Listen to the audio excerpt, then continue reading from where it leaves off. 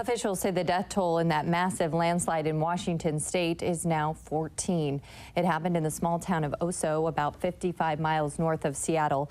2 days after the slide, at least 100 people are unaccounted for or missing, but that number could change. Some of the homes that were destroyed were not lived in full time. The massive slide also engulfed RVs and a mile of rural road. Although the rescue and cleanup efforts are in full swing in Oso, authorities say upstream flooding is still a very real possibility.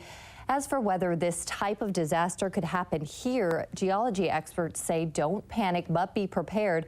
KEZI 9 News reporter Na Nguyen spoke with them and is live now with their suggestions. Na?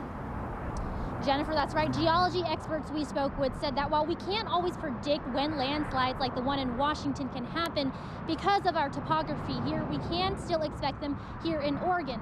But they say that we can also do things to work around them and better prevent them from happening.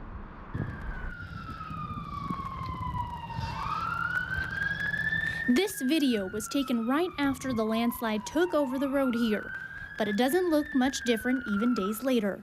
Dexter residents experienced something of a much smaller scale last year. It was just over this little mound. Just off Highway 58.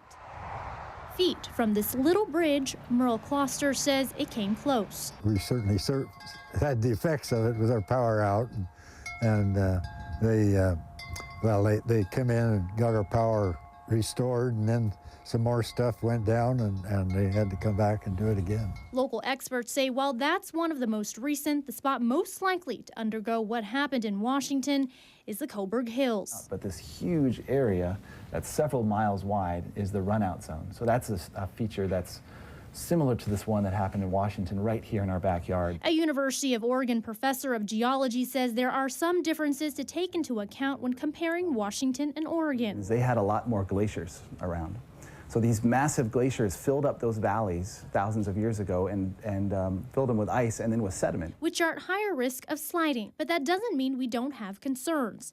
There are tens of thousands of historic landslide sites in Oregon fully capable of moving, many in western Oregon. And I don't see anything on the horizon in terms of the weather patterns that would suggest that people down here would want to really be concerned. The big thing is just to know your surroundings. And that's the best we can be prepared for something that can often be unpredictable. So many people affected, and it's going to affect them forever, and deaths. It's awful. You never know what Mother Nature's going to do these days.